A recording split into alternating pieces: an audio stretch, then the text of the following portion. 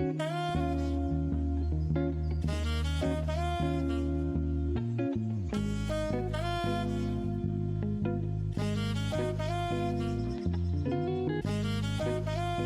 listening to Amara After Dark.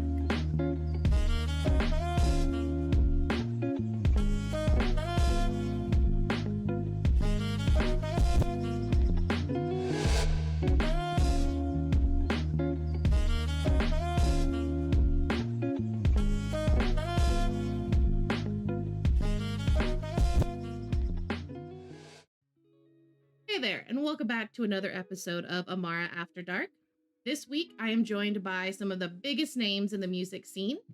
Tonight, we have Jimmy James and Sage Reaver from Trece Locos, and Bobby and Valentina Brantley from Great Ocean Records. Welcome in, guys. How are we doing? Good. How are you? Good. Doing good. I'm doing good. How are you? Happy to fucking be here. Let me tell you, it's been a hot minute, and glad to have you guys all here. Now, obviously, you guys know why we're here, but everybody else, we are here tonight to talk about the music industry a little bit, kind of dive into what it takes to be in the industry, answer some questions that you guys have about the industry, and just to kind of hear the feedback from the people of how they feel about everything going on in the music scene. I brought all of you here because you are the, crazy as it sounds, you guys are the longest standing record labels in Los Santos to date now. Isn't that fucking nuts? Yeah. That's actually Right. really crazy. Like, Yeah. But no, like how do you guys feel about that? Like that's crazy, right? It is just, it's just a surreal experience, really, to really kind of have seen the music industry go where it has, and now being here. Yeah, it's the two longest standing labels. It's an honor, really, but it's a little nerve-wracking, but it's exciting. Yeah, for sure. If you'd have told me 2 years ago that I'd be sitting here talking about being one of the two longest standing labels in the city, I would have not believed any word that came out of your mouth. Yeah. I definitely don't think we would have thought we would have been the two longest standing for sure. Especially when we started. I think we started around the same time that you guys kind of started creating your record label, and like back then, you had the two huge ones, and I don't think we would have ever thought we would have been here. But I'm grateful for it. It's cool. Yeah, same. Yeah. Yeah, it's definitely been a long road, but Yeah. it's been a good road, so we're grateful. So I'm going to go over some of these questions that I asked the public. So then the first question that was asked, and this one, there's not much of a response for you guys. Have you ever been interested in the music scene in Los Santos? Out of everybody polled for this question, 100% said yes. So Jesus. Wow. apparently a lot of people are interested in the music scene. So I think that's why that's one of the reasons I wanted to do this with you guys, because I think the music scene is something a lot of people are aiming towards. They just don't know what to do. It's easy to go, yeah, I want to do music, but then you go, well, what the fuck do I do now? Right. So the next question that actually has some responses is what prevented you from joining the music industry? So I've got a couple of responses here. The first one says, grateful to be involved now, but music for me was something that I only did behind closed doors because it's so personal. The fear of expressing it to other people and potentially having it be jeered at or rejected was really, really strong. Although I'm surrounded by very supportive people, I do sometimes feel delusional. The imposter syndrome is strong. I can relate with that. I feel like the most important thing, and this is kind of coming from me as I'm kind of newer, I guess, into actually putting out my music into the public. Like I've always kind of been, more business side and wasn't gonna do music. And I think the most important thing when you first start out for people who, want to do this thing is ask yourself why. Why are you doing it? What reason do you have for doing it? And if it's to express yourself in a way that maybe you can't talk about it, or maybe you can't, get these emotions out any other way but through music, or you're really passionate about it, or you like the sound of this beat and you want to jump into it. Like having a reason as to why you want to do something for me always trumps the naysayer in your head that tells you, oh gosh, this isn't, you sound bad, or you shouldn't put this out there. Like that's too personal. Because at the end of the day, when you just like jump for it and do it, the reward of like getting it out there and having people be able to listen to it and or come back to you and say, "Oh yeah, I really related to that. Like I listen to it all the time and I'm feeling bad about something." And that's the reason why you did it in the first place. I think that's special. I couldn't agree more with that statement. For me personally, I've made music for a long time before I released music to the public. And I just made it on my own behind closed doors, just like that commenter said, right? But it took being around like-minded people that encouraged me to do something with it, to express myself, and as Val said, to have a reason, right? For me, it is a release. It doesn't really matter to me if people like it or love it or comment on it or how many times people play it. That's all great, but for me, it's just the experience that I love. So, yeah, I can fully relate with that person's feelings on it. I'm kind of the same too. Like I've have a pretty deep background in music, like it's something that I've done my whole life. And I gave up writing music for a really long time because I couldn't think of shit, And then I got here and it was never even a thought that crossed my mind to do music. And then Val was like, just do it, just try it out, see what you think. And I was so nervous that nobody would care for country music. Like nobody gives a fuck about country music. It's mostly just rap and pop, Mm-hmm. But just going for it, You only live once. It never hurts to try, Mhm. That was something that, I just fuck it, just do it. I think having a reason why and also just saying fuck it, what could it hurt, It couldn't hurt nobody. Just do it. Absolutely. And I think there's the great thing about music is that there is always something for somebody. It doesn't matter the genre, the artist, the song, there will always be somebody that likes it. So, and I think that's something that we've really seen in the music industry here. Like there's stuff that I never thought I would be listening to. Like not to go too much on Bobby here, but I'm not a big country person. You know what? I've never A lot of people been. aren't. Bobby's like first ever concert, I think it was at Dee Dee's. This girl Oh my was in the God. crowd, and I'm telling it. This girl was in the crowd, and she was just like, "I hate country music."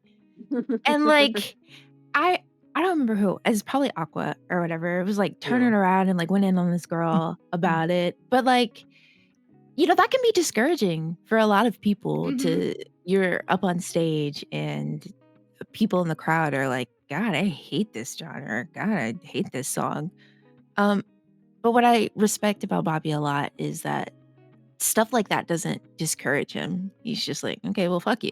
And he'll release Okay, music well, anyway. I'm gonna say fuck Okay, you. in the nicest way possible, whatever. You wanna sugarcoat it. But I mean, to put it blankly, yeah, you're kinda just like, "I do this for me. I enjoy it. I like it. So I'm gonna do it regardless of what these people say about it." Yeah. Mhm. And I think that's what, it's not something I think anybody can teach you.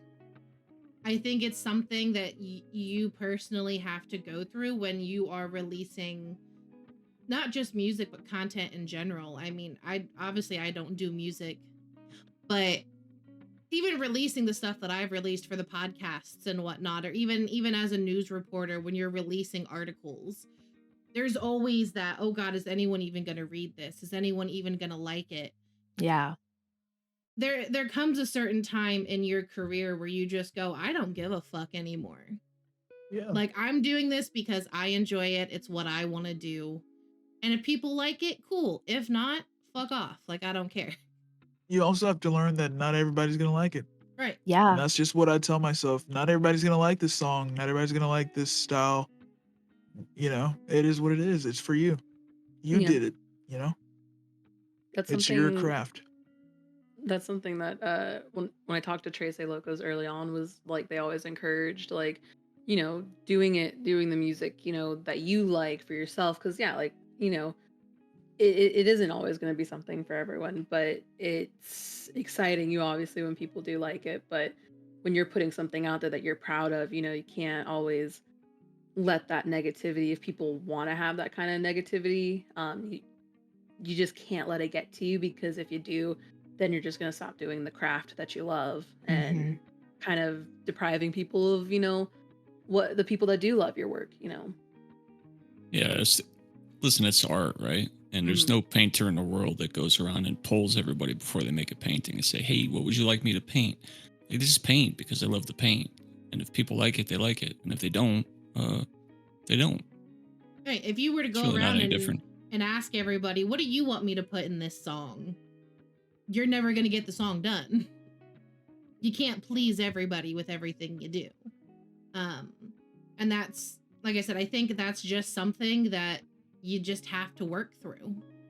It's not anything that anybody can teach you how to do. It's not something that, it may not come easy for you, but it's something that I think every creator has to go through in order to continue creating.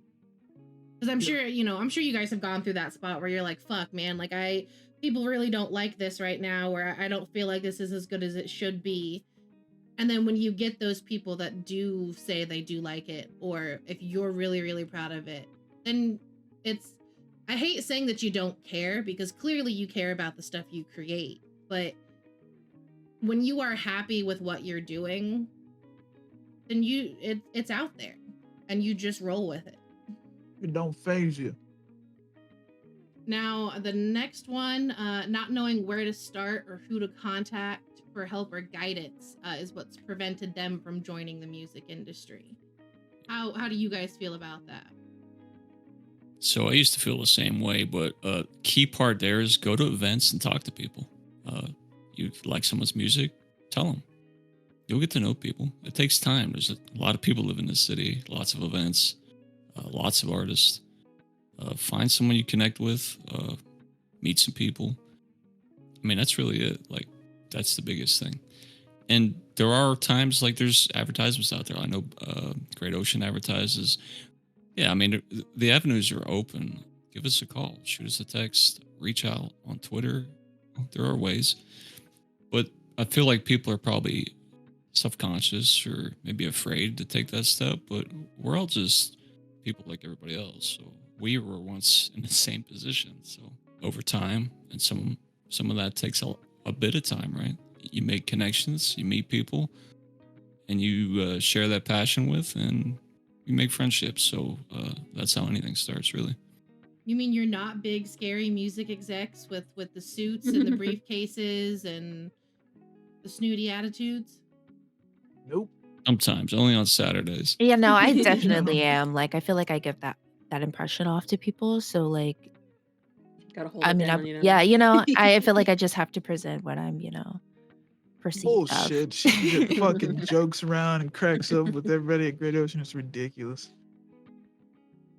No, and I think that's good. I think the guidance and the help is probably the biggest thing I've heard from people, that they just, you don't know where to start or what to do, because the industry already feels so polished. It feels like there are so many people who are so good at what they do that how could I, some no name who's never written a song before, Hey, ask for help?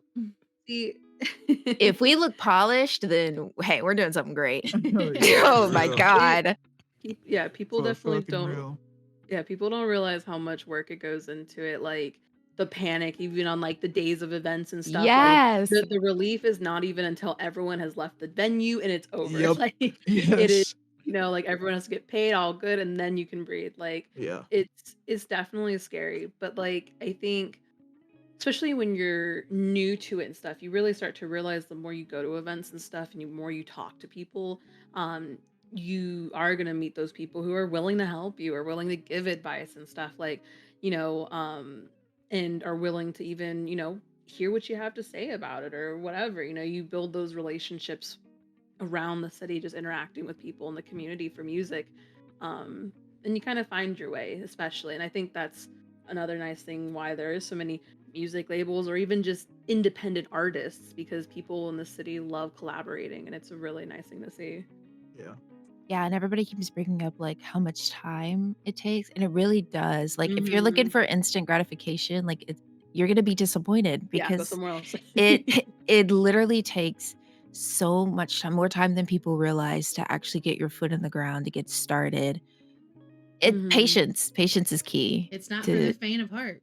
It is yeah, Hmm. not. that's Right. true.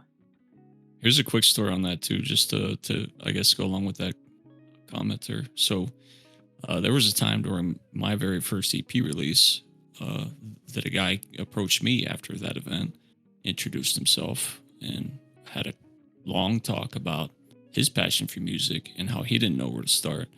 And I had no idea who this man was. I never met him before. That man turned out to be Mr. Wonka himself. And he went from attending my event, not knowing who we were, to me not knowing who he was. And now he's a signed artist and he's got an entire album out.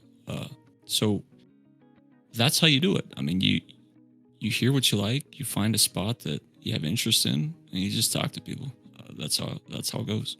Well, and I mean, to be fair, Wonka also has like a 20 in charisma here. So I think it's a little easier for That's him to fair. talk to people. But I definitely don't though. So and that, you know what? And that's fair. That's fair. Let's see. So the other one, and I'm interested to see how you guys feel about this one. The reason this person, what's prevented them from joining the music industry, or still prevents them, is that they like to listen to the music, but they don't really like to perform their music. Mm. Oof. So how do See, you guys feel about that?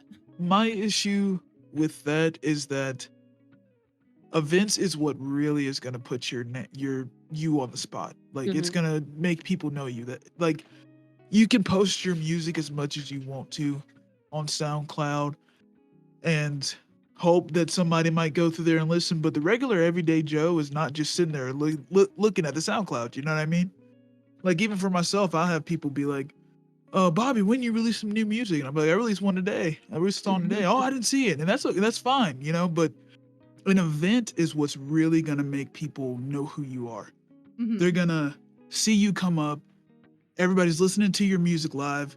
Then at the end of your set, oh, you go listen to it on SoundCloud, then you get your likes. Mhm. You might have to tough it up, you know, and just go out there. It's not as scary as it seems. Once you get up there, you're fine. You know, you don't have anything to worry about. Just vibe, you know. Speak for Mhm. yourself. Well, you know, there's always nerves. You know, you're always gonna be nervous, but I mean, that's the way to put your music out there. It's just, you know, you got to perform, you got to do events. So yeah, that's a fact. what would you say to somebody who doesn't really like to perform to help get them to transition to performing a little easier? I would Collab. say, yeah, collabs for sure. Find Yeah. somebody that's hosting an event, whether that be a public event, because there are a lot of people in the city that hold public events and invite a whole bunch of Mhm. artists. Or maybe hold your own event. Maybe it's a small event. Maybe you release a track or two at like a club like Medusa or the VU or an open mic. Do an open mic.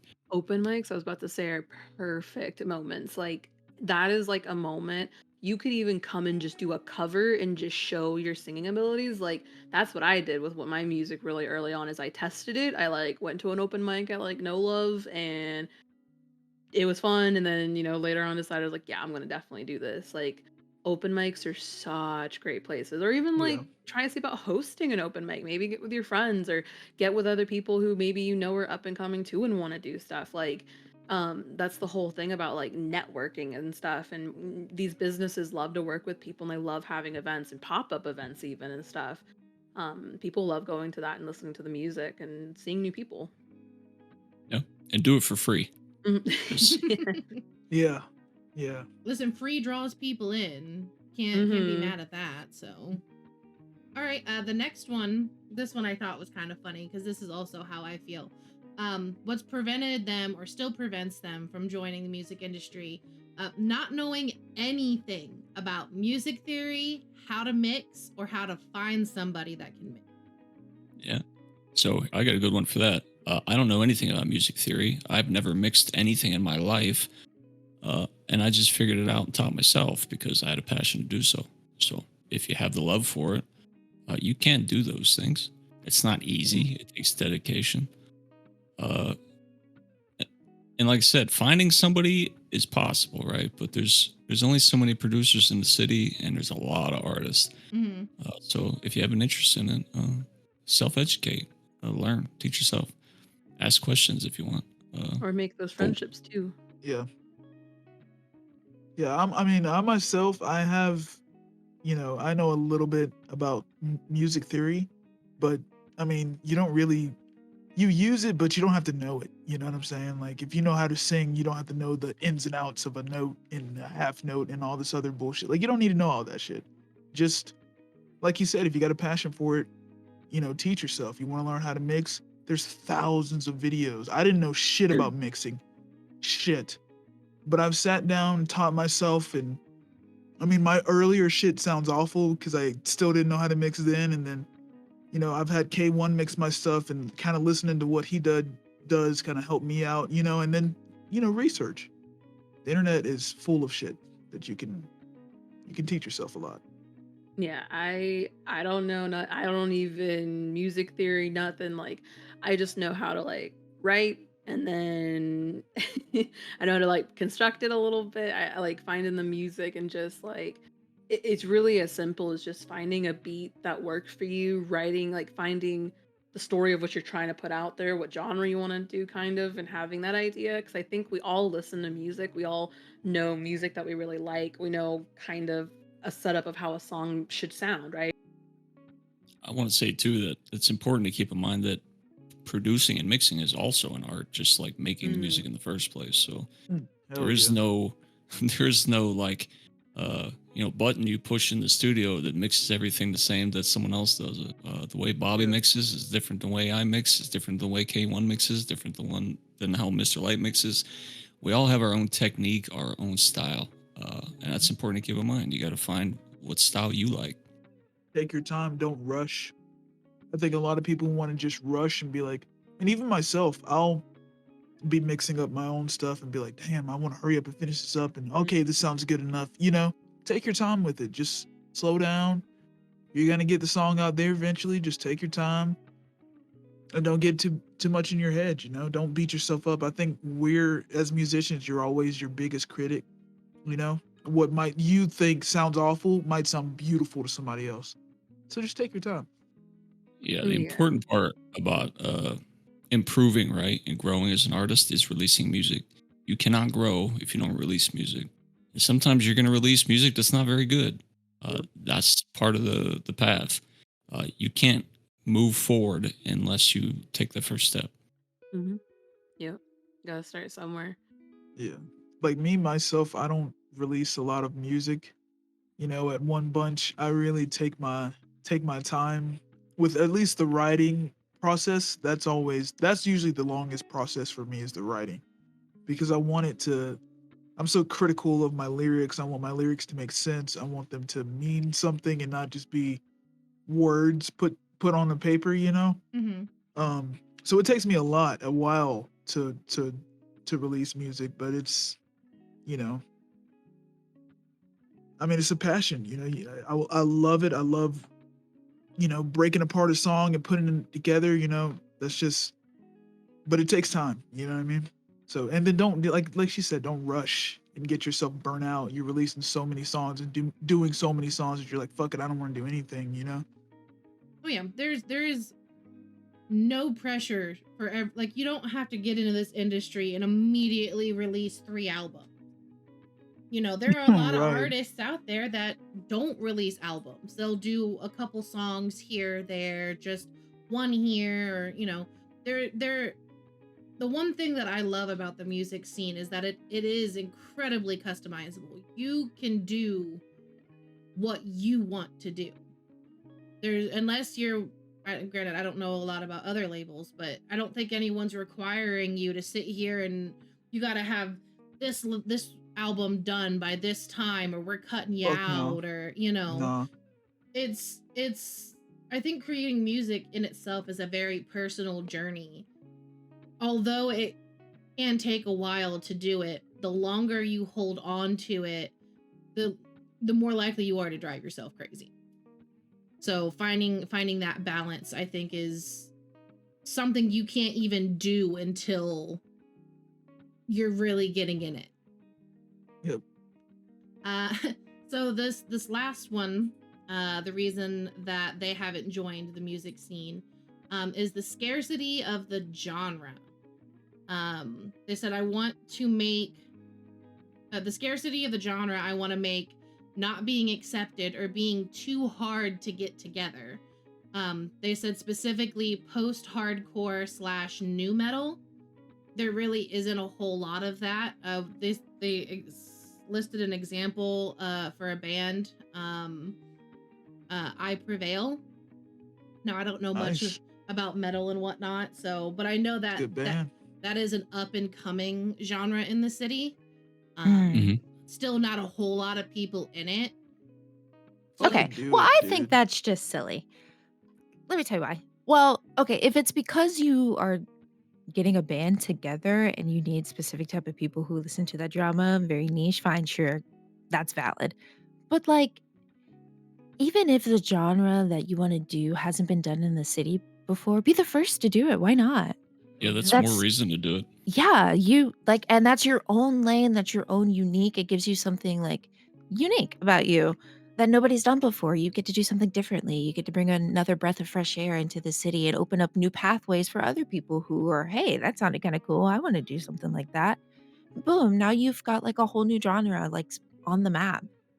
Somebody's gonna like your shit. You know what I mean? I don't know who said that earlier, but somebody is going. I like I Prevail. You know what I'm saying? That's a good band, and I think we've got people like Victor Bozeman. You know, nobody was doing metal before he came around, and now he's like, you know, I mean, he's the king of metal right now. He's taking it over. Why not join him in that journey? You know what I'm saying? Don't worry about your genre's not here yet. I guarantee you somebody's gonna listen to it, and if they don't, somebody might end up liking it. You know what I mean? Oh yeah, because I mean, like I'll listen to it. Yeah, we've got Victor Bozeman. He does the metal stuff, and I know we have an up and coming like EDM scene that's starting to come in. Like I know Nova Carter does some of the EDM stuff, and if the genre is not here, bring it here. It'll never get here until someone takes that step to bring it. Yep. I was gonna say, like, yeah, like for example, like I love cinematic music too, and I haven't really heard too much of it outside of like when Naldi did it. So like I was really wanting to really jump into that too. And so it's like wanting to lean into that kind of genre and really have fun with it. And lo and behold, then me and Jimenez made our 2 really dramatic ass songs that are on the radio now. And it's just kind of changed the game of like how you might end up approaching, you know, your music, stepping outside the box and trying to do it, even if you make other kinds of music. Yeah, like artists like Ace Green who have his kind of own sound and style into his music. He's very creative and artsy when it comes to his songs. And that's a genre that really hasn't been touched a lot in the city before. So like create your own little pathway.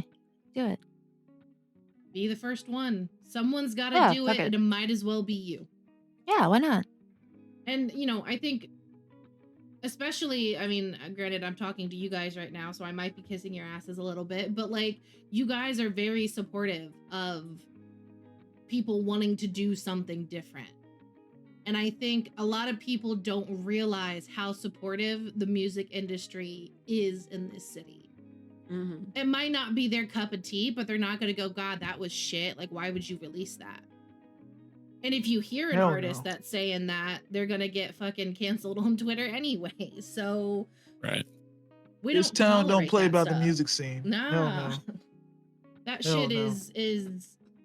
there is no tolerance for that shit in the music scene. So if that's something that you are worried about, you don't need to be worried about it.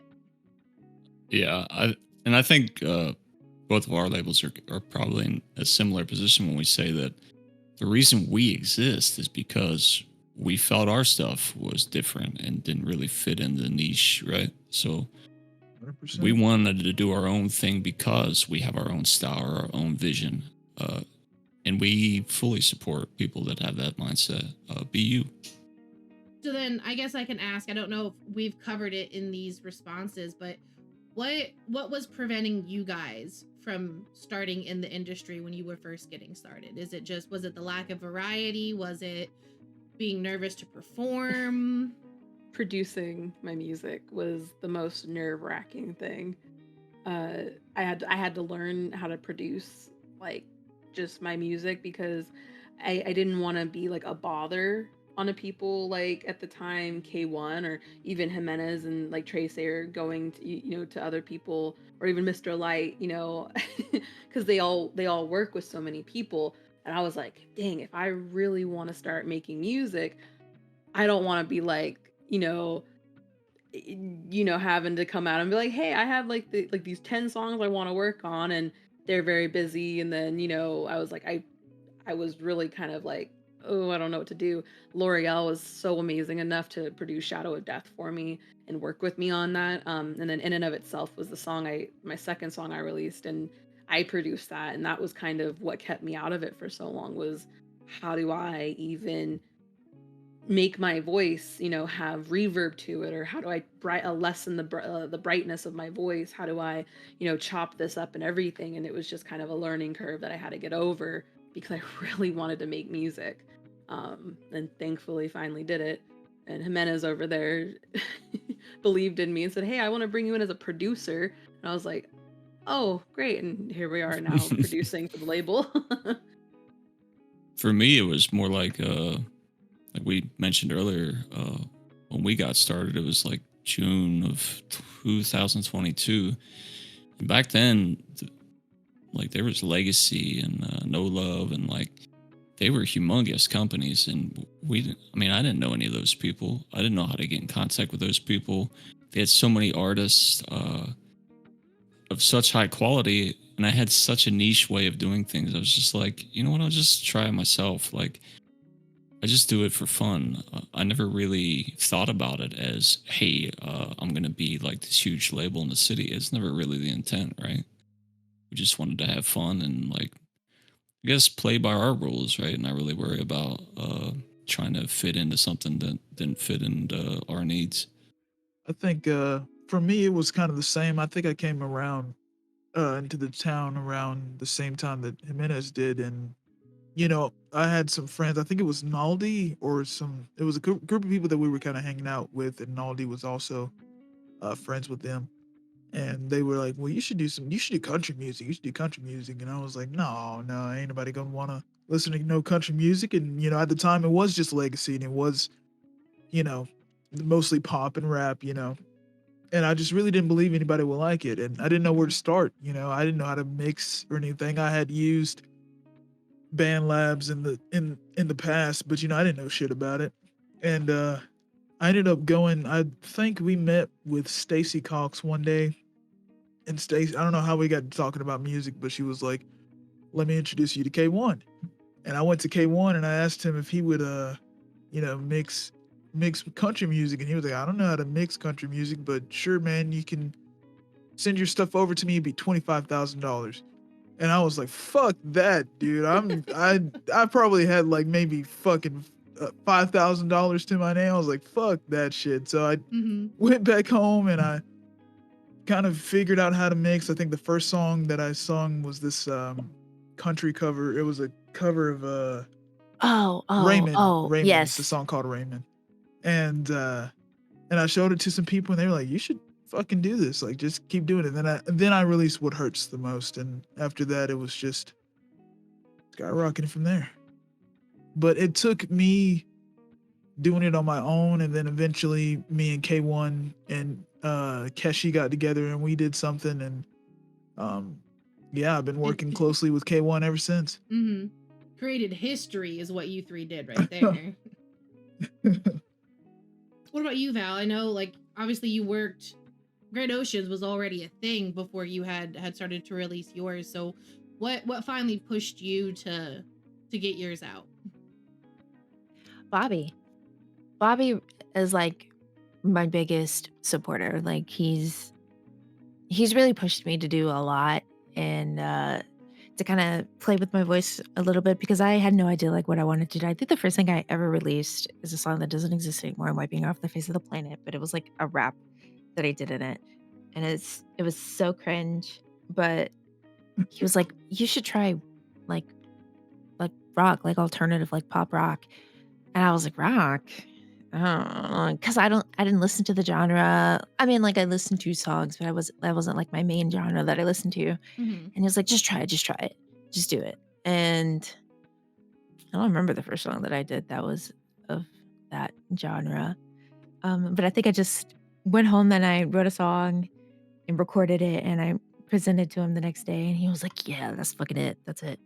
So And it wasn't even a genre that you had even considered well, doing. yeah.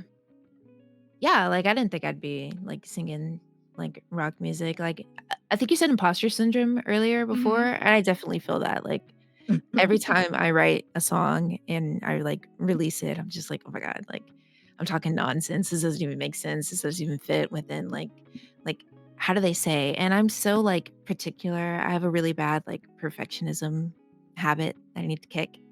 And so like if I have a song in my head and I'm not sure how I sing it, I'll go and I'll listen to like some artists, like Paramore and stuff like that, or like, you know, All American Rejects is a song that's stuck in my head right now.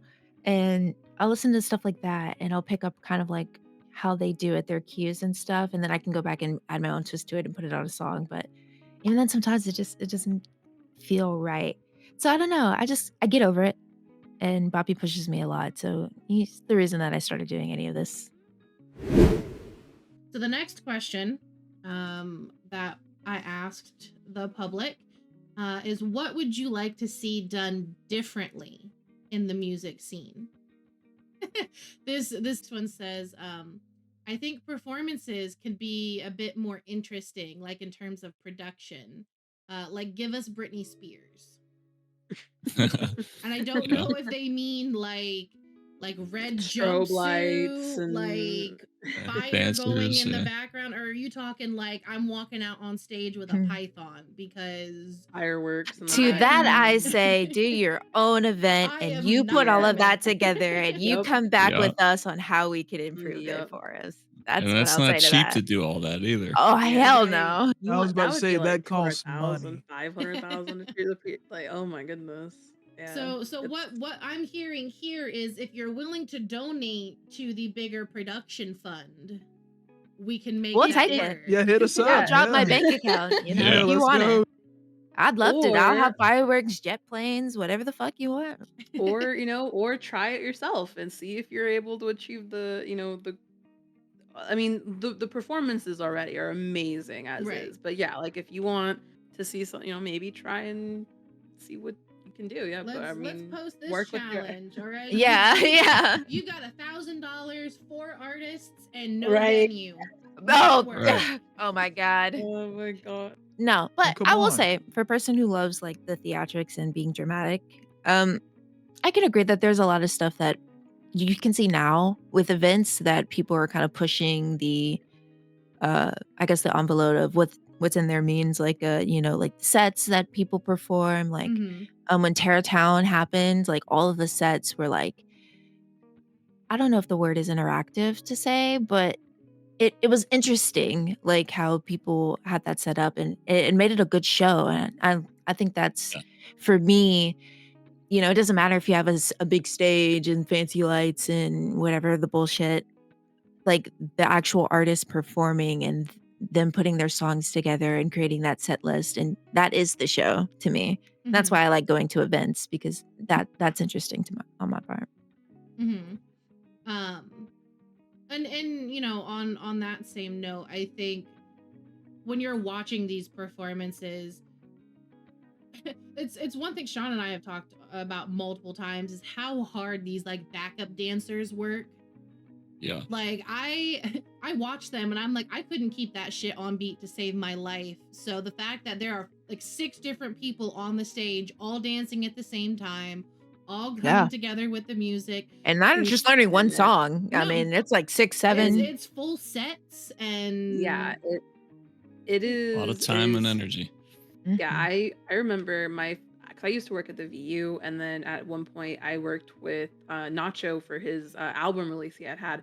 And we spent until 6 a.m., 6, 7 in the morning choreographing everything, trying to get it all perfect. It is a lot of work. I do a lot of I've done choreo for like our stuff. Jimenez has seen me and him, like we will sit in our house trying to choreograph stuff and everything. It is a lot, especially if you're doing multiple people trying to be on beat and everything. And Yeah. if everyone's a little tone deaf sometimes, then it makes it difficult. But you know, it's a lot. As choreograph is a lot harder than it looks. oh yeah. And I think that they don't get enough appreciation because that first of all, to get everybody together at the same time, that Mhm. already is hard. And now you're adding in all these dance steps, and it's not just It's an art form. one you know 3-minute song. It's 6 different songs, 3 to 4 minutes long, Mhm. and Different artists. different artists. God forbid something happens and someone has a headache, or you know Showing someone up on gets time. sick, and right, you know, like I think it's easy as somebody who's watching to go, well, why didn't they do this? This looked, you know, why didn't they add this in there? But when you're actually in the business, you're actually the one putting everything on and getting it ready, and it's so much harder. And I don't think a Mhm. lot of people realize that. Yeah. Let's shout out to Tadpole and all the Oh my dancers. god, And, yeah. big shout to Yeah. them. And Callie, yeah. Yeah. Mhm. Callie. Like, listen, we appreciate you. You guys do Dancers great. are You were amazing. you are the unsung heroes Mhm. of these performances. Fucking kudos. Next response here for what would they like to see done differently in the music scene. They said it would be cool to see more label work, see labels work together more, or all labels, whether official or not, supporting one another. Um, I mean, that's why we're here. I think Yeah, for you sure. know, you guys have talked about it multiple times, especially with No Love and 404 and Legacy and all of those labels that have come before, how much they've supported you uh when you guys were getting started. And I know, having talked to both of you guys separately, this is something you guys care very much about as well. For Mm. sure. And a lot of that does happen. I think a lot of people maybe just, it's not visible to them, right? But there's always side projects that different labels work on together, like um, events, things like that. And there are things upcoming too that, maybe we just can't talk about yet. But it's a busy industry, especially when you've got a label full of artists Mhm. in your own house that you've got to pay attention to, right? So uh, trying to Yep. collaborate and line up people's schedules is not an easy task at all. No, But it yeah, is not. But you it's not know, it's it's not anything we avoid for sure. We love working with each other and having a good time talking about music, even doing podcasts like this, like being able to come here and chat with Bobby and Val about topics that we're all passionate about. I Mhm. mean, to us, that's just as fun as the music itself. I think, yeah, what Jimenez says, it's a lot to get everybody together at one time, and then also, try to focus on what's going on in house. But that's never out of the picture in the future. We love working with people. We love supporting record labels and getting the music scene in unison. Yeah. mhm. And we also work with businesses too. Like we do stuff and deals and partnerships with them. So I know me and Bobby, for us truly, we always tell our artists and stuff that it's a community, and that's what we want to build. We want to be a record label that's for the community and with the community. We don't, I guess click is the word to use. but be like that. You know, we all want to be support and give support back any way we can. If you'll see us, we're always at every event that we can possibly ever be at.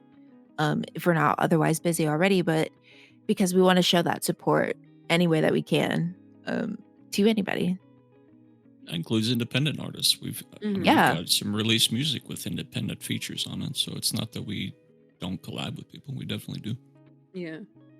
Because I mean, obviously, you know, like your label is the most important to you. Otherwise, it wouldn't be your label. But you also don't want to exclude or alienate any other label. So when you have the chance, you take the chance if it works.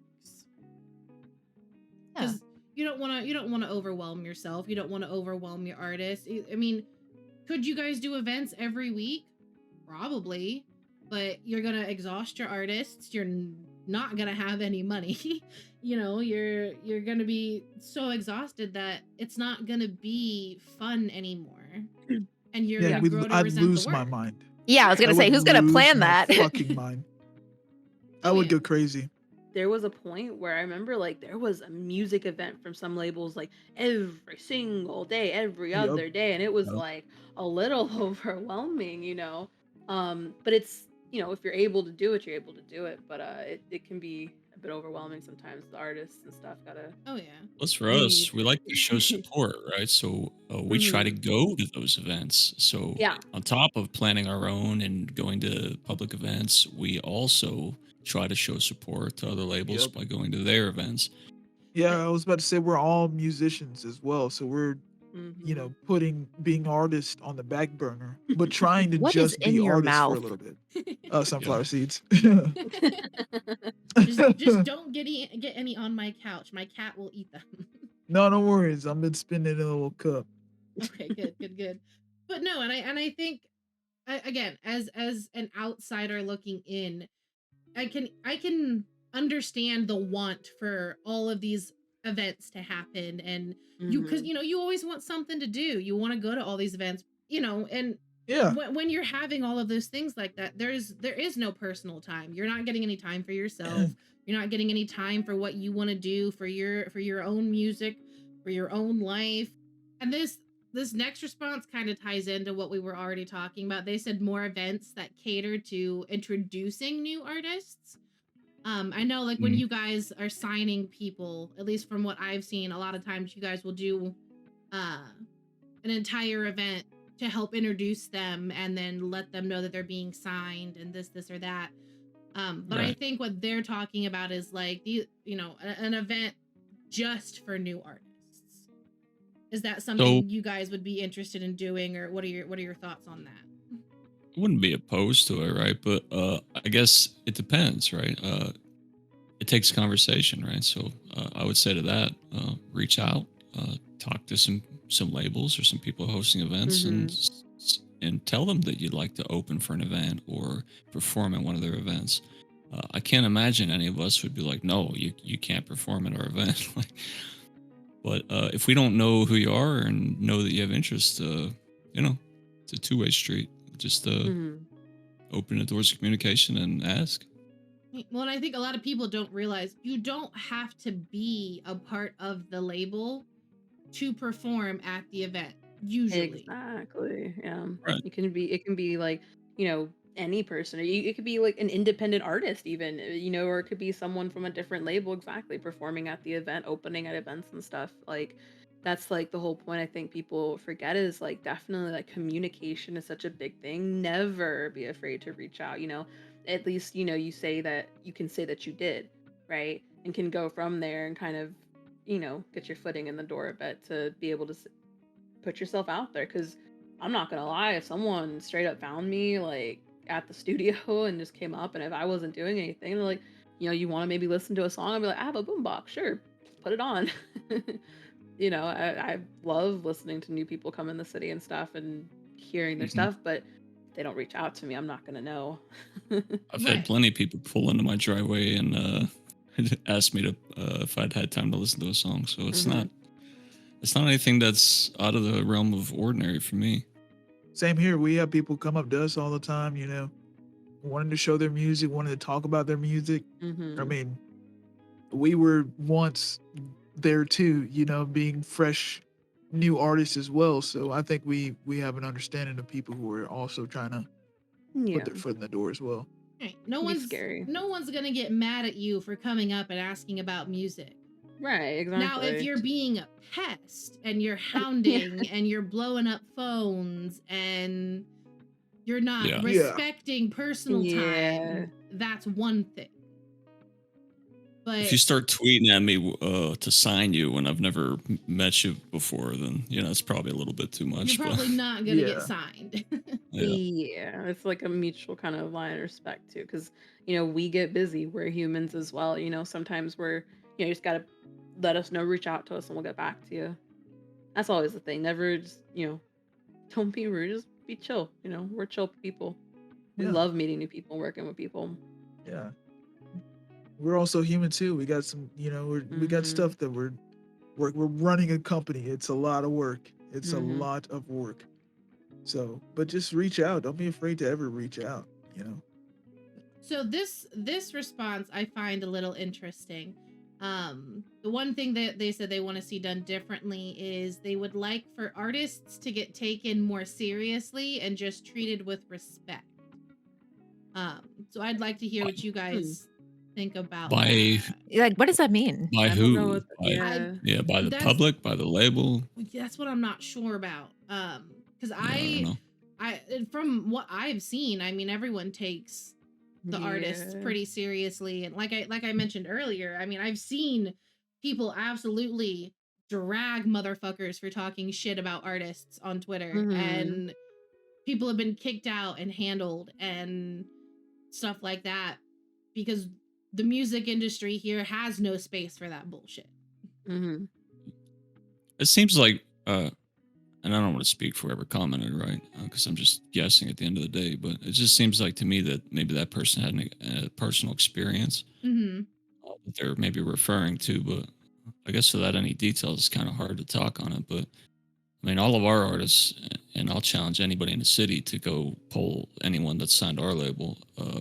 They get our full respect and attention. So we've never had any issues with any of our artists. We've never even had an argument with any of our artists. So I guess it just depends, right? If you've got chemistry with the label you're with or the people you're making music with, Mhm. then you do. But if you don't, maybe you've got to find chemistry with somebody else that likes to do things the way that is fun for you, right? So not Yeah. everybody's the same in that aspect.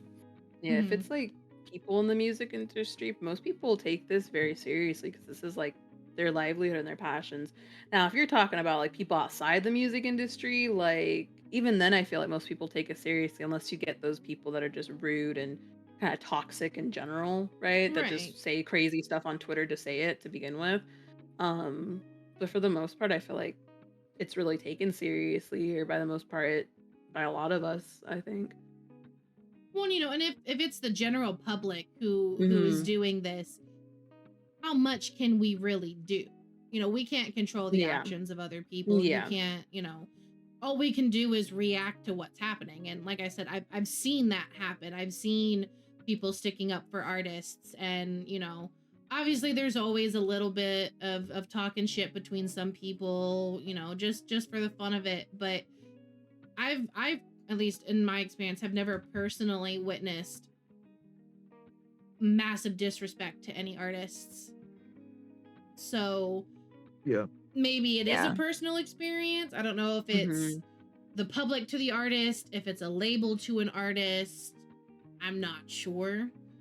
But I mean, if Maybe I just like took that question like the complete opposite direction because like I'm thinking like, do you mean like as in terms of like being a celebrity, like famimity? Is that what that's not the word for it? oh, I And didn't even even think then, about it that way. come Yeah, on but I now. would feel like respect goes both ways. It Like always does, nobody is yes. better than anybody. Like at the end of the day, we are all Yeah. human. We all walk on the same ground. Like it, I don't think like I don't know. I don't know. Yeah, Interesting. it's a hard Mhm. question to answer because there's no like context. Mhm. Like Yeah. if you mean respect from your label or, you know, then that's something you should bring up with your label, your Right. label management. I feel like I'm not being respected as an artist, and Mhm. also be willing to listen. I think that sometimes people might take decisions that um, label managers make to heart and think that it's in malice Like intent. spiteful or things Yeah, like that. but not also taking the time to listen and hear what the label is saying as well. So Mm. I think it's just a matter of respect goes both ways. You don't deserve respect, you earn it. And sometimes you're given it. Just for me, I always give people respect. The minute I meet them, I respect you. But if you give me a reason not to respect you, then I'm not going to respect you. Mhm. And that's just that. Yeah. So unfortunately, without a little more context, I don't think we can dive too much more Mhm. into that. But I mean, if you feel like your label's not respecting you as an artist, say something. And if nothing happens, Leave. I mean, there's so many other labels popping up right now. So Yeah. or just be independent. I mean, those are always options. Yeah. So I know we've discussed what they've all said, but what would you guys like to see done differently in the music scene, or what is something you guys are currently doing differently than what you've seen in the music scene? I was going to say one thing that I want to stop seeing is kind of like this competition idea, or this feeling that it has to be a competition. It's Mm-hmm. never a competition. We all got the same goal, and it's to make music and to put on amazing events. Um, it's not a competition. It's not a race. Just enjoy it. Have fun with it. That's what we're here to do. Mm-hmm. So like not pitting the labels against each other or even Yeah. artists against each other, you Yeah. know. And I think that's fair. I think that's also one reason I thought having you guys in together would be a good idea, to show that you just because you're in a different label doesn't mean you have to hate the other labels. Like you can Yeah. coexist and work together and still be separate labels. Some of the stuff we do differently, and I don't think this is new. We've always kind of been this way. We don't really we don't really look to go sign a bunch of artists. If we have chemistry with somebody and they're a good fit, we might sign them. So Mm-hmm. I think I think it's important to have chemistry with the people that you work with and that you share passion with, uh, because if you guys don't have the same values or the same love for certain things, it's going to create tension. So we don't really go out of our way to like, oh, we need to sign so and so because they're a fantastic artist. It doesn't really work that way for us. It's more about like, what kind of person are you? Like, Mhm. what do you share with us? Like, is it fun to make music with you? Because that to me is more important than how good your music is. Uh, Mm-hmm. so that's, I guess, one of the ways. And I don't know if that's different than other labels, to be honest. That's just the way we do things. But I'll say when we first started out, it was a numbers thing. And then we learned that at the end of the day, it's better to have quality over quantity. Mm-hmm. So we kind of follow the same Mm. path that you guys do, where your music can be fantastic, but if we don't think you fit in with the groove, then you don't fit in with the groove. Like me and Bobby have conversations with that all the time. We don't even hire our friends sometimes, because while you can be friends with them, Mhm. doing business with them might be different. And right, so we look Yeah. more so as your character versus your music, because even if you are just beginning, like your music, I won't say not that good, but like you're beginning on levels and you need help, and you need, help mixing, or maybe your lyrics are not quite where you want them to be. We don't really care about that, as long as, we see a place for you here. You vibe Yeah. with us. We enjoy being around you. You enjoy being around us. And this is the place that you want to be. That's what we look for Yeah. more than anything. I think a lot of people will kind of reach out to, like, we have applications, and we'll see the applications, and some people are just like, yeah, I just like to do music. I just, my music's the best music you've ever heard. Da, da, da, da, you know, and it's not about that for us. We care about your character, who the type of person you are, um, what you got, what I mean, like, the vibes that you go for. We're big on on a family. We like a family vibe at Great Ocean. And if you can't fit into that family, or you're, with drama and all that other stuff, we're just not with it, And we take our time. We watch. You put in an application, we watch you. We watch what you do as an artist. If you start doing an event, you guarantee you will see me and Valentina there at that event. If you put in an application, we're watching. We're always watching. Mm-hmm. Always watching. And I think something that a lot of the new artists need to realize is, just because, like for example, Great Ocean Records, just because Great Ocean has Bobby Brantley and he's like the front runner, the king of fucking country, doesn't mean you have to go to Great Oceans to be able to do country music. Right. Yeah. Yeah. 100%. Maybe some labels in the past, or maybe even some labels now, are more genre focused, and that's perfectly fine. But Right. you're not limited to that. And Yeah, I think Bobby's Yes. the only person on our roster who does country music. The rest of our Yep. artists do their own thing. right. They have Yep. their own sound. Very diverse. So you Yeah. don't have to push yourself into that empty puzzle piece just to get your stuff out. You will find the people that you work best with, that you're more comfortable with, and that support you in the way that you need to be able to Yeah. get your stuff out there. So if one label doesn't work, that doesn't mean it's an end all for you. Yeah. 100%. 100%. You find your people. You find that it might not always work out with the record company Mhm. that you go with, and that's okay. It's trial and error. But it's And all you about how might you not work go out at with it. any, maybe you're better off wanting to be independent, and that's cool too. I think Yeah. another thing is people try to focus too much on, I want to join a record company. I want to join a record company. Right. But it's like, if you want to be independent, that's cool too. Nobody's Yeah. stopping you from that. Mm-hmm. Well, you got to sit and ask yourself, why do you want to be in a label so bad? Yeah. Yeah. Is it because you need the support system? Is it because you And that's need help with understandable. your music? Or, Yeah. you really need to sit and look at, Or do what you it just is want your a why. quick way to put yourself on the map? And joining a record company, while that will help you get your name out there, it's also still up to you to put in that work to get your name out there as well. Mm-hmm. Okay, so we'll go ahead and move on to the next one. This one, I don't think is going to be too much of a hard question, because I feel like this is something you guys already probably have some answers for. But the question is, what music genres do you think are missing from the city, or that you'd like to see come into the city? The first one that I got here says, I really want to see a band come together, like a full-blown band.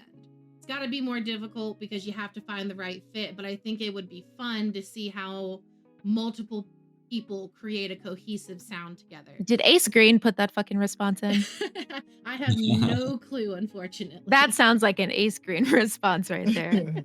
But I also think that would be cool. I mean, like a even if it's not a band per se, but like, we're the Backstreet Boys. Why do we not have a boy band? Oh gosh. That'd be fun. I want a boy band. Give me some K-poppy girls type shit. Like, give me. I want boy bands. I want girl groups. Give me. To be fair, I think there were a couple girl groups that were popping up There were in they the said they were. city. I know No Love had a couple of them. I don't know Mhm. like what they're doing now, but they're out there. They're Maybe you just guys need shy. to look. Mm-hmm. I definitely think I think it's because when you don't see them with a label, everyone's like, oh well, they don't exist. But it's also hard when you're working with multiple people to create that stuff, because you have to rely on everybody's schedules and getting everybody together, and Yeah. it's unfortunately a lot easier to work by yourself than it is to work with a group of people. It is. But I would love to see that. I'd give me a boy band to obsess over, and you'll have my heart. Like, just make sure you guys jot that down. Look for that. Another one. I've got this on a couple of the responses. People want more pop punk. They want more emo, more pop punk, and more scene music. Okay. Hell yeah. Interesting. Give me some more Ohio is for Lovers by Hawthorne Heights. Give me gosh. Give me Blood on the Dance Floor without all the cringe. Give me, That would be Secondhand fun to see. Serenade. Like Jeez. give us that stuff. Where's our Panic at the Disco at? Like I understand that. I feel that a little bit. And it's we just gotta have the artists that Right. want to do that. Or have the talent to do it, That right? have Yeah. the talent to do it. Yeah. Maybe I'm just like, because I'm a CEO, I'm just always like in the scene. So I just see and notice everything. But like, it's out there. It exists already. There are Mhm. people who are tapping into that scene that they're doing it. I'll say, I'm sorry. Bobby said something earlier about going to events Mhm. and talking with people. You hear a lot of different stuff and sounds when you go to these events and you talk to these people. Like, because it is out there. It's not, I won't say as maybe saturated as all the other genres are, Mhm. but there's people that are tapping into it. The market's there. It's just not mainstream right now, and I think that's the issue, is that it exists, however niche or small it is, but because these people don't have the recognition that some of the other artists do, I think people just assume, well, because there's no major names in these scenes, that the scenes just completely don't exist. So I'll say give it time. Give it a couple months. Absolutely. Because the next one says more EDM and acoustic music. There have been a handful of new EDM artists that have been popping up over the last couple of months. Acoustic too. I know there have been a couple of them that have popped up as well. So I mean, it's there. You just got to dig for it right now, because it's not as mainstream as you'd probably like it to be. This, I don't know why they said this, but this one says, I love country, but to be honest, I would love to see more Gaelic or Irish folklore type music. I don't. That is not where I thought you were going with that. Yeah, No, I don't know why they have to start out with the I love country, but to be honest, and then you're gonna flip to Gaelic and Irish folklore music. I mean, fuck yeah. absolutely, but okay. Hell yeah. Okay, but I think that was they a just dig want- at you, Bobby. They want you to Yeah. do a They cover want me of to a. I kind of want to see that too myself. Oh Right. shit. That would be great. I don't even know what the fuck. I don't even know what that is. It looks like you got some Bobby. research. I got you. Yeah, I gotta research. All right. Well, now we've got Bobby's next plan. So he will start working on that for you guys. Let's see. R&B. I know there is an R&B scene. It's just not as big as some of the other scenes. But some people definitely want some more R&B coming out. And then the last one is post-hardcore and other rock genres. We do have some pop punk, but not much. And Post-hardcore, I can agree with. Yeah, I mean, we have some, and it's a slow build, unfortunately, but we're getting there.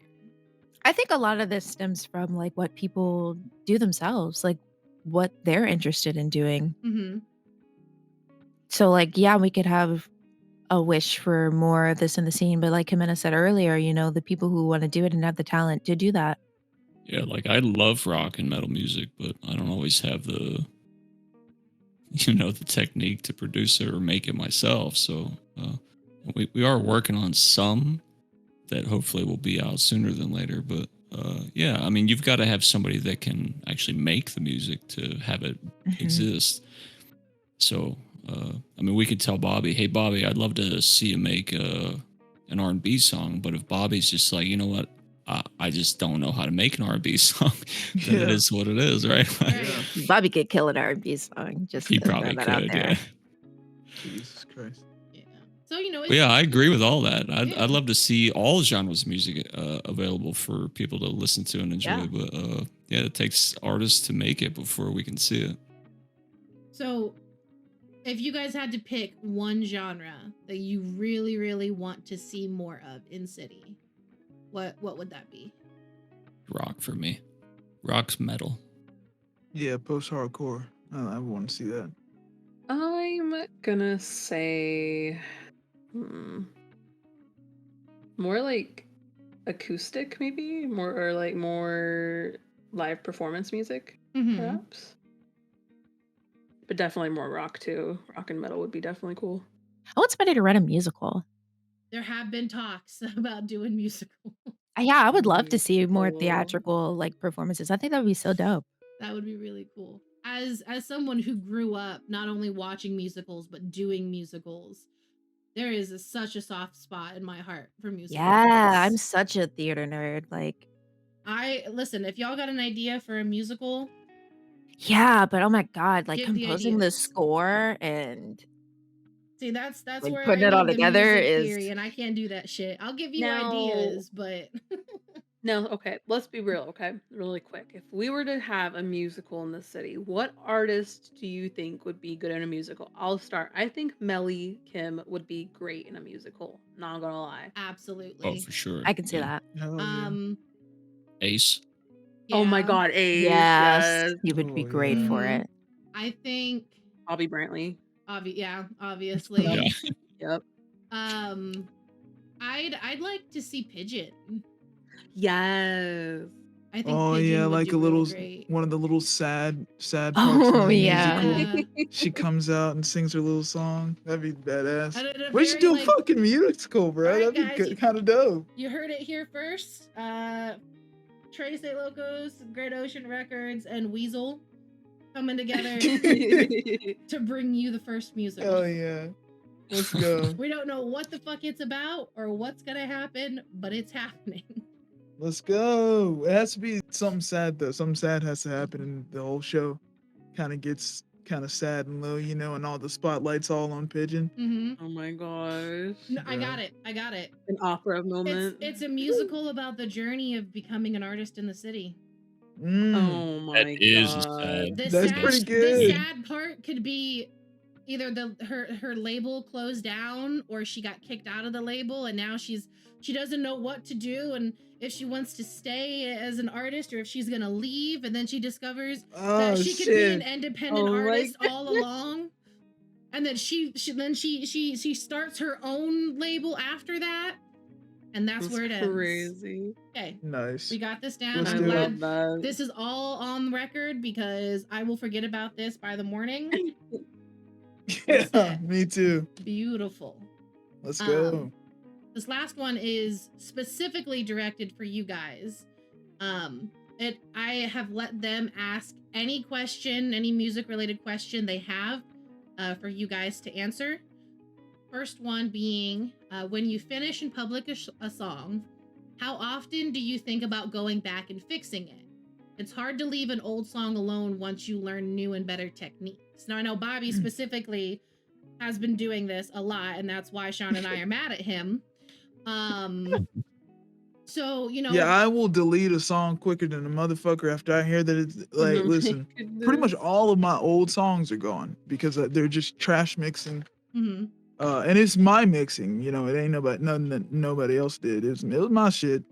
And I just didn't like how it sounded. It just sounded like trash. And I, have grown in a lot of aspects. My voice has grown, my writing has grown, and my mixing has grown. So yeah, I mean, I go back and remix or re-record songs and re-release them like all the time.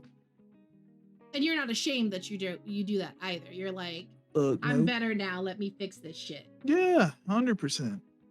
100%. Fair enough. So would you say, like, is there a specific time frame that you cut yourself off from going back and re-recording, or like have you re-recorded any recent songs even? I know Jimenez has even jumped in and done like a re-record of his older songs too, at least one of them, and it's like kind of cool to see like that. That was Bobby's fault. Fuck, man, I'm sorry. Yeah, like for me it's different, right? Like I struggle with it just the same, right? Like I don't like my early stuff because, as Bobby said, I had no idea. I still don't know if I have any idea what I'm doing, but back then I definitely didn't. But I've also gotten advice that to not do that. So because it is part of where I came from, and it shows like that I am different now, and Mm-hmm. there's progression there and a story to tell. So I don't know. I'm kind of conflicted. It's really a personal decision. So I would love to go back and remix all that stuff and re-record it, and uh, but sometimes you just can't, right? Like those maybe the people you did it with are no longer in the industry, stuff Yeah. like that. So And there's some like I'll always keep my first ever song I've done. I'll always keep that up just to, as a reminder of where you come from and where you've been. But and there's some songs I'll just say fuck it and just leave it. But I think as an artist, you're always gonna, like I said, you are your biggest critic. Some people might look at that older stuff and think it's amazing and be like, oh my god, how Mm-hmm. could you delete this? Like I've had people ask, That's why how the some fuck of could us you are delete mad at this? you, Bobby. I mean, fuck, man. But I'm my biggest critic. I'm gonna sit there and go back and listen to it, or somebody might play it at an event, and I'm like, ugh, I cringe every fucking time. I'm not kidding. I do the same. But some of those songs are the reason I work with the people I work with now. So I feel like Yeah. if I got rid of them, right, like that would, I don't know. I feel a certain way about it. Now, do you feel like this? Like, is it every song you go, oh gosh, like I wish I could go Yeah, back and fix this, all of or them. has there been a song where you're like, no, this is it, like I don't need to touch this again? Nope. I've never ever had a feeling that this is it. I'll never need to touch this song again, ever. I am I that with Shadow of Death. I'm never gonna touch that one ever again. That's Done and fair. done. That song's epic. a lot of the ones that K1 mixed for me, obviously I mean, K1's perfected my his mixing for me, so no. And then some of my own shit, I'm like, okay, I'm pretty happy with this mix. I think I could um be okay with that. But then again, in 2 months from now, I might progress and be like, fuck that shit, we're redoing that. So who knows? Shit. Well, I think that's one thing about music, is that it's ever changing and ever evolving. So, Yeah. it's never a bad thing to go back and want to Better do a shit. better version of your Yeah. stuff. But I also think that you shouldn't necessarily get rid of all of the old stuff either, because that's what got you started. That's what people fell in love with and what introduced you to them, right? Yeah. So I think finding that balance is good. So I think for all of the people listening, it's never a bad thing to think about that. Even some of the most successful artists in the city still do that. Yeah. Mhm. So don't feel bad about that.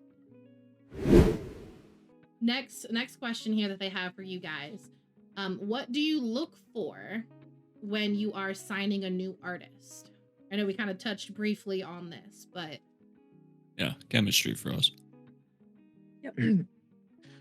We look for what they're kind of what they're doing. Like I said, we kind of watch, if they brought up interest, that they're the minute that somebody brings up interest to us, whether they put in an application or not, we start to watch. So we pay attention to, like how what people think about them in the city, who they kind of hang out with, what's their crowd like, what's their personality like, if they're doing any events, if they're trying to get their name out there, if they're trying to get, somewhere, we just really watch, we just pay attention. But mostly the vibes, if you vibe with us well, you vibe with our artist or our partners, we vibe with you guys. so you go like full blown FBI, I'm hiding in your bush outside your window, what are you up to type shit? Yeah, we do. We pay attention, because we just don't want any. There's a lot of bad apples around, and they can hide in plain sight. So you just want to always, Well, yeah, I mean, they're coming to you asking to be in your label. They're going to show you their best self. yeah, Well, of course, yeah. exactly. Yeah. They're gonna be the most clean cut, suit and dress, nice person you ever seen. But what do other people think about you? How do Right. you treat other people when you're out and about? Well, little do Even you just know, as soon how as they left, they kicked a puppy out the door. Like, no, Like, well, even come how on.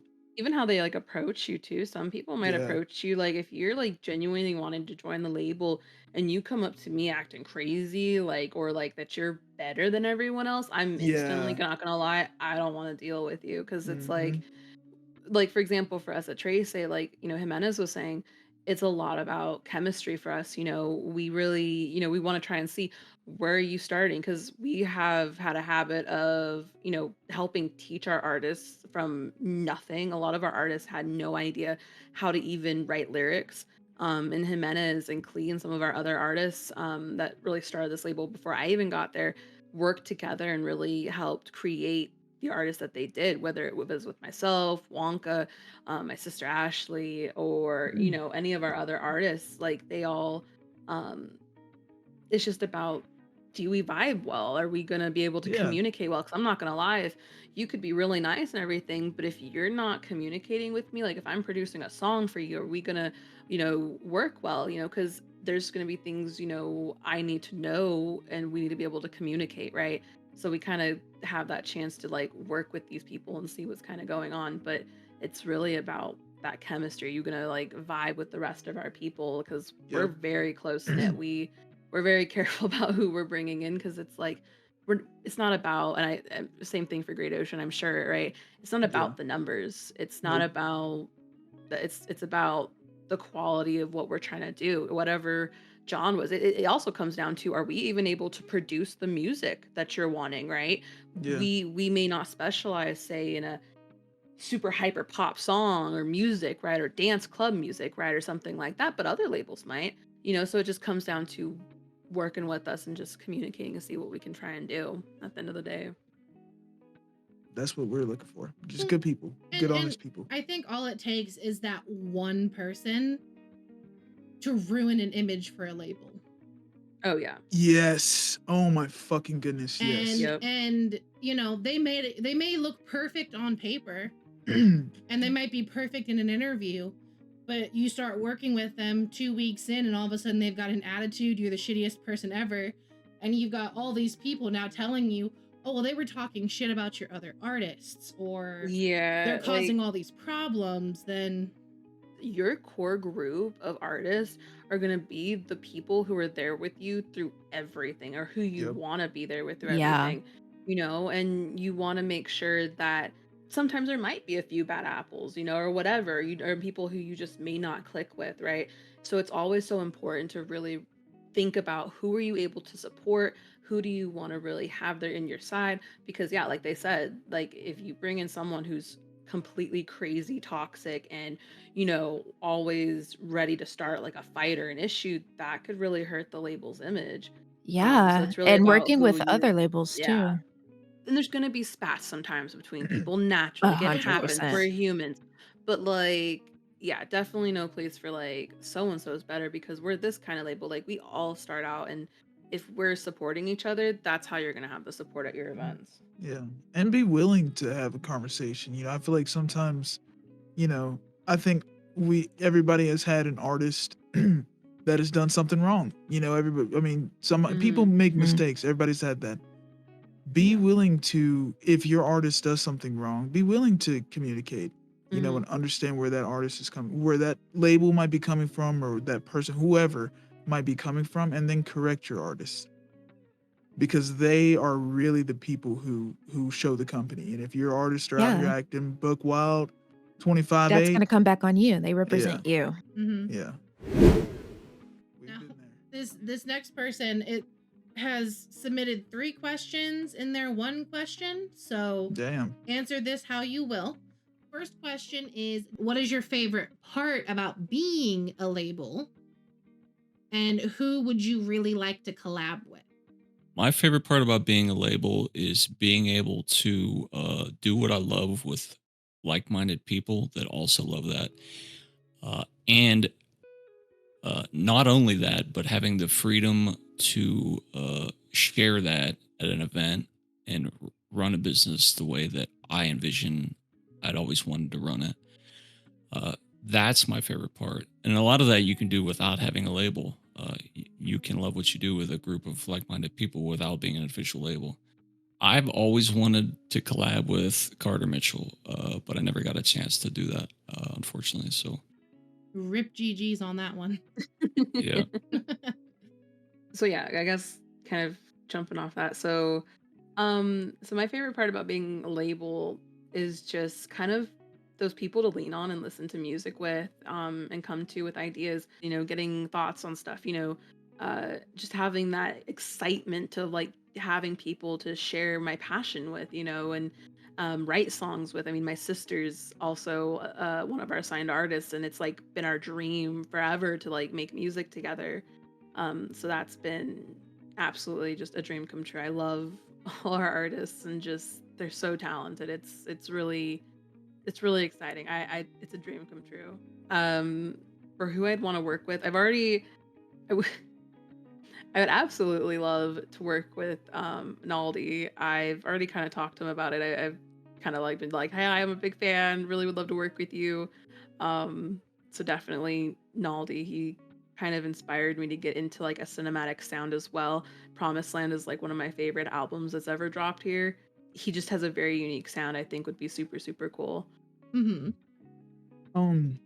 I think the thing I love the most about running a record company is just seeing everything come together. One of my favorite things is when we have a meeting and everybody's in the same room. You got your artists, your event planners, your producers, mixers. They're all in the same room. They're all interacting, and just to see where we came from, and the small little studio that we had before, and who we had before, and then looking at where we are now, being official and having everybody in the studio, everybody's you know talking, getting together, sharing music, doing music together. I just love it. I love seeing it all come together. I love seeing our events come together and seeing everything that our artists have worked hard to mix and get together and then showcase. I love it. It's probably my favorite part. 100% my favorite part. Who do I want to collab with? I want to hop on some with Artie McFly. I want to do some. I don't even know what. I guess like alternative rock. I want to do something with him. I do most of his harmonies on his stuff, but I want to do like a full, Like an get actual together. collab. Yeah. Mm-hmm. Yeah, I'll bounce on that. Growth. I think that's my favorite part of being in the label and having Great Ocean Record is watching our artists like start out with. I mean, they include us in on every step of the process, not because we're like holding their hands, but because they're so excited to like show us, hey, this is the beat I got. Okay, this is my lyrics, and then watching them, put it together from scratch and then finally performing it. I think that's my favorite part, or in watching from where they came from when they first joined us to where they are now, and seeing, how much they've grown, how much they're gonna grow, how much potential they have, and the passion that they have behind everything. Like they always take everything we tell them on the chin and they do it better. Yeah. And we are like so grateful and so proud of everybody that we have on staff, and I think that's my favorite part is watching them grow. And who would you want to collab with? I don't know. I don't know. That's my answer. Fair enough. Fair enough. Wanted to update mine to say I also would like to make a song with Ace Green as well. Just throwing that out there too. Oh, that There would you be go. very pretty. I Yes. hands down, I want to do it. I want to do it. Music's Bliss. amazing. Listen, Bliss. I think out of all of the artists, I think Ace Green has been mentioned the most. So I swear to God, some of these responses are his. It's his cadence. It's him. if he's not Amazing. listening, someone better get him to listen because there is much shared love for Ace Green in I need this to room join the love right fan him. now. club. We Yeah, love I him. need to join the same. fan club. All right, so this is the first meeting of the Ace Green fan club. Uh, this one, I feel like it's kind of been answered, but I will ask it again anyway.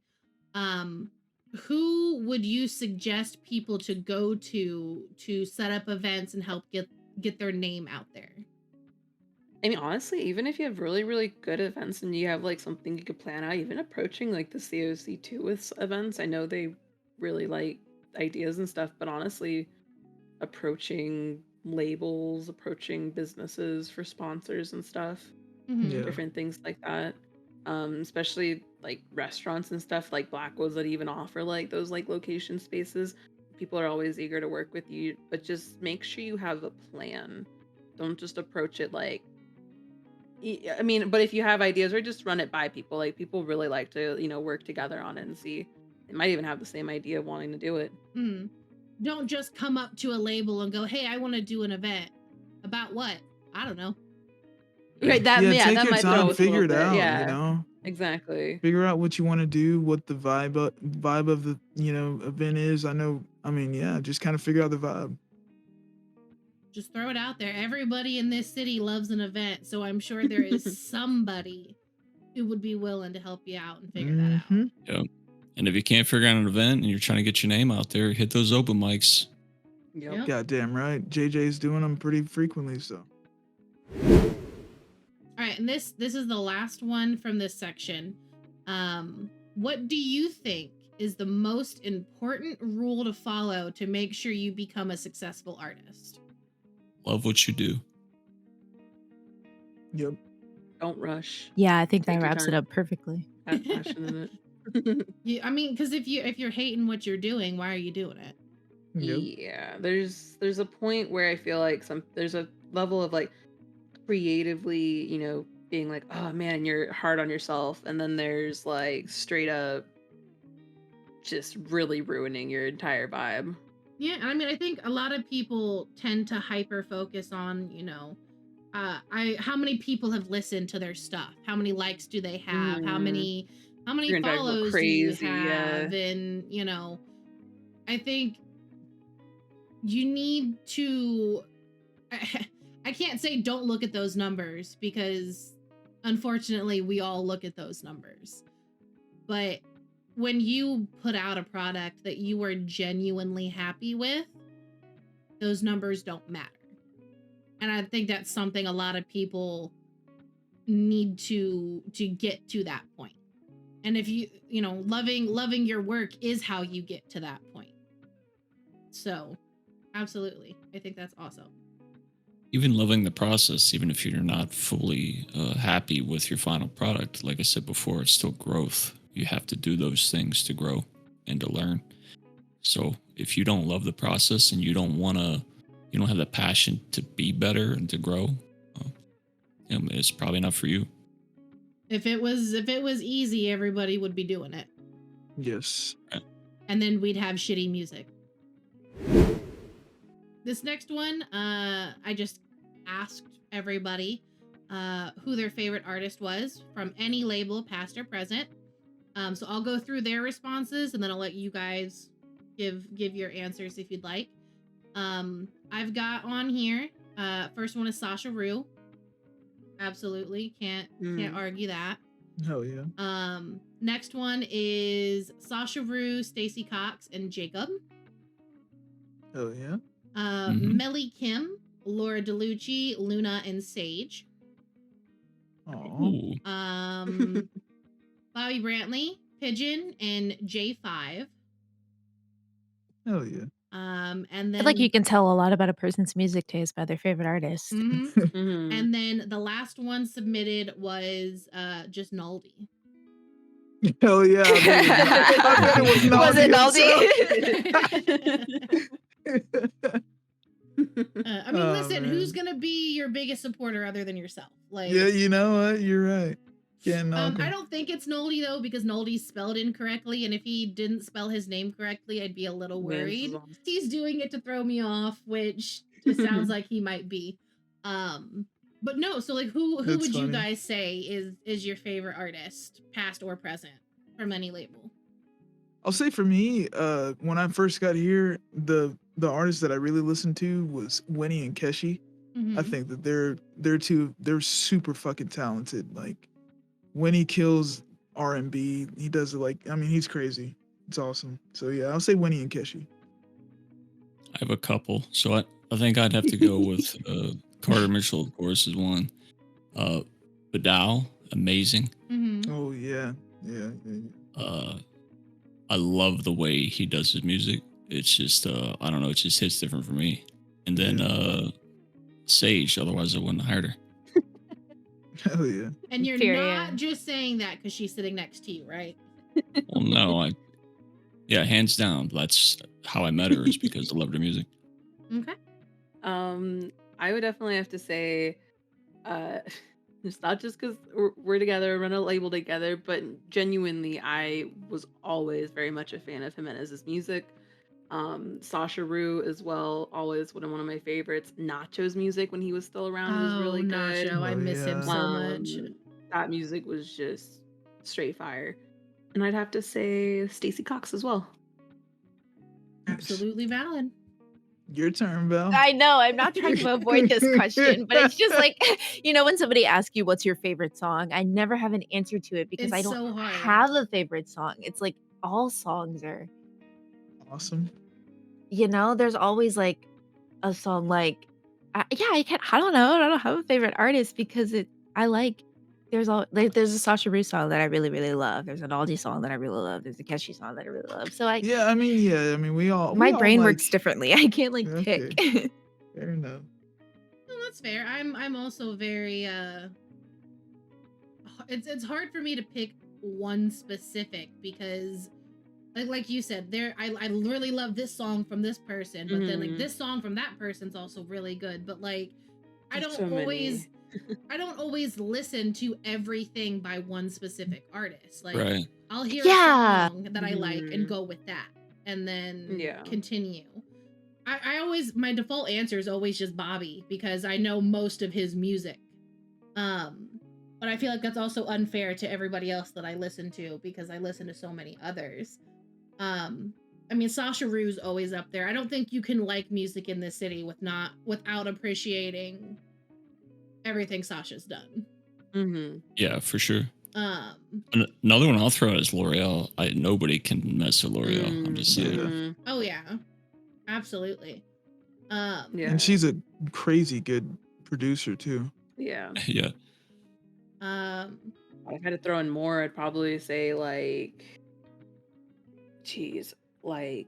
Naldi, Carter. There's a lot of good fucking really talented there's so people. many good. It's hard. Yeah, Faye. Oh my God. yes. Faye. Karma even. Karma. Yeah, Karma. What? Who else? Oh, Gunner. Gunner has been one Oh, that I yes. loved since I got to City.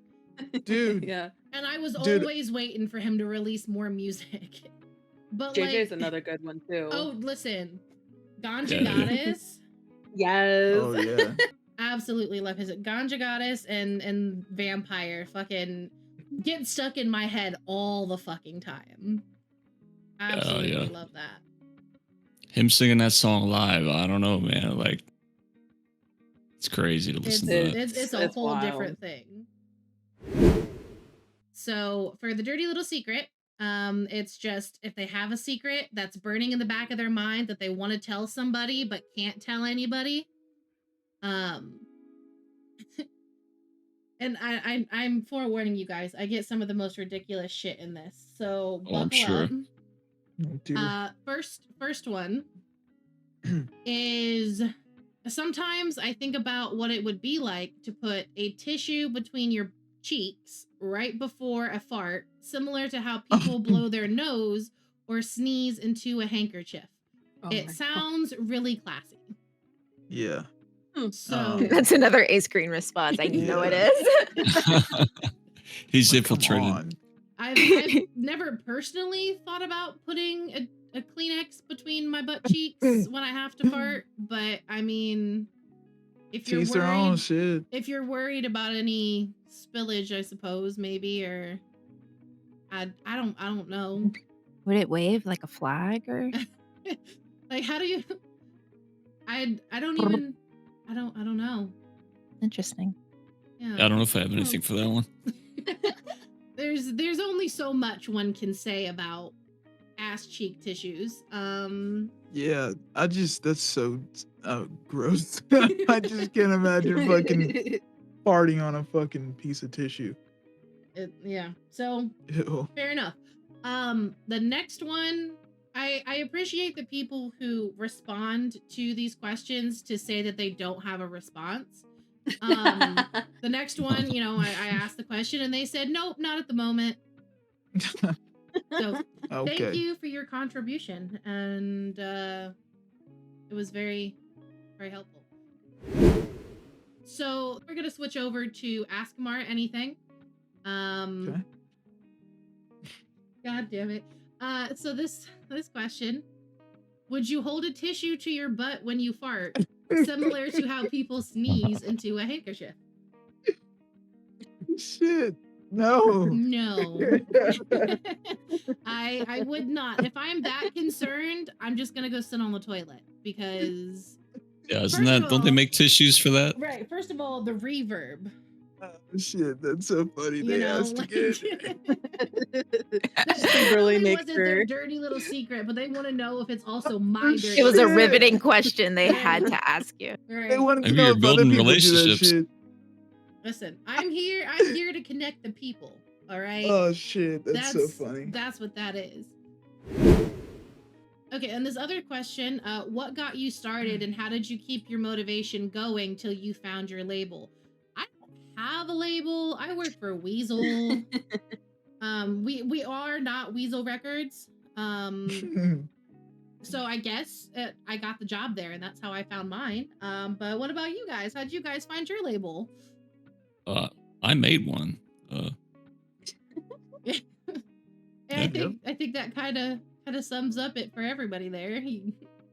Yep. Yeah. You just kind Passion, got of just into it. made your own label.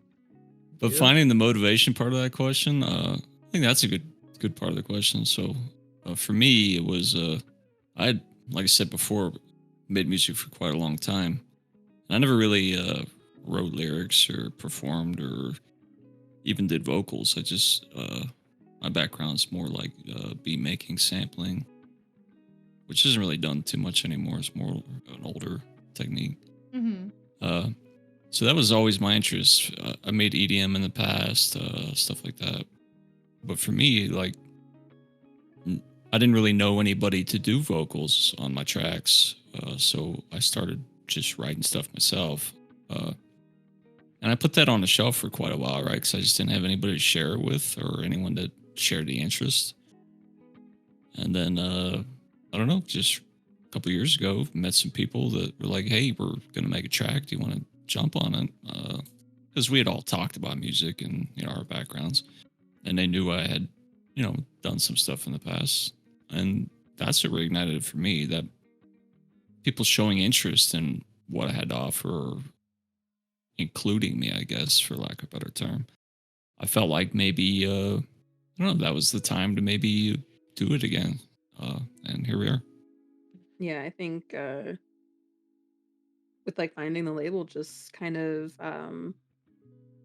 I just really for a long time was just really nervous about it getting into music, and once I started kind of putting it out, I had the support of like L'Oreal with Shadow of Death, and then did my one song as well that I kind of performed. My friends had asked me, they said, oh, if like someone was to talk to you, like who would you be interested in? I was like, I'm not gonna lie, I would be like just absolutely flabbergasted if like Trece Locos talked to me. And who came up and talked to me at the event? Trece Locos. And it took me a little bit to finally get a chance to work with them, and then from there it just became my absolute heart and soul. And then here I am now helping run it as like COO alongside Jimenez, and so it's like it's just been a dream come true, kind of getting into that. I think for me, the motivation that keeps me going is just my artists. Just seeing them grow and wanting to. They're very passionate about their music. Like Laura, for example. Laura has been with us since we started Great Ocean. Mm-hmm. And one thing about her, she's very passionate about what she does and is very knowledgeable about what she does. And being able to see her get to where she's at and being able to sign on other artists like Ace and get to push him to that same level where Laura is at is just that's what keeps me motivated. There's some days where it's like I want to give up. I'm tired. I feel like we're not getting anywhere, you know. And we've had plenty of days like that, plenty of talks like that. But the artists are what really keep me motivated. Oh, I think I'll add to motivation really quick too for me. Since I didn't really, I think what motivates me is just I just really love working with our artists, especially like being able to like start producing my sister's music and stuff. That's like the coolest thing to me, is like to be able to like give back like that effort that's put into my music from like our label, and being able to just have fun with it and now be someone else like some of our people can lean on, or like friends can lean on. I feel like it's motivating to me to be able to like now know how to produce even. So now it makes me excited to like go out there and help like my friends getting into music, or even start giving like, advice, even if like I don't maybe use the same programming like Jimenez and people use. With like Reaper, I use like BandLabs, right? It's always just kind of exciting to help people find a way to get into it, and just see that excitement that like I feel when like a song's produced for me, to see that like with others, and just that experience of just performing with my friends, and just having that fun of seeing like as like my second family out there in the audience and stuff, or performing alongside me. It's like a dream come true. Fair enough. Val, what about you? What about motivations? I think what motivates me is kind of taking a step back from, the stuff that I kind of want to do and doing something fun. Like taking breaks keeps me motivated, as anti-productive as that sounds. Well, I think I it's feel like important, sometimes, you know? yeah, sometimes you take a step back and then you come back with a fresh head. Like say when like if you're editing a paper for like 12 hours, you start writing gibberish because you're looking at the same thing over and over again.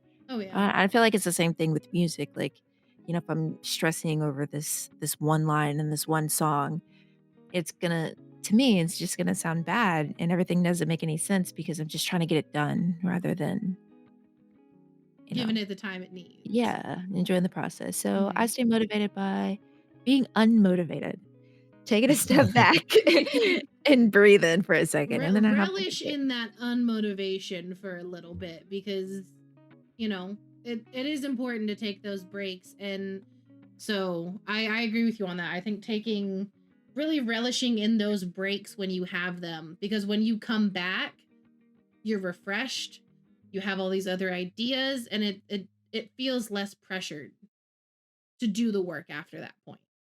Yeah, 100%. So I love that.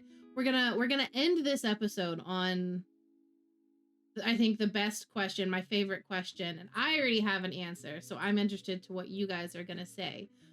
The last question for the Ask Amara Anything section is, what is the hottest tea you have? No comment. I have a feeling we were gonna get some no comments, but like, what are you willing to say that is the hottest tea that you have? Bobby Brantley records his songs in his underwear. That is Okay. hot tea. That's hot tea. Spicy. Why would you tell everybody that? I'm sorry. Can we redact that? Do we get follow-up questions? What kind of underwear is he recording in? Does he have a specific pair? Or is it... My CMO has told me Valentina, that I'm not shut allowed the to fuck disclose up. that information. Shut up now. Because people have lucky pairs of boxers and shit, and fair enough.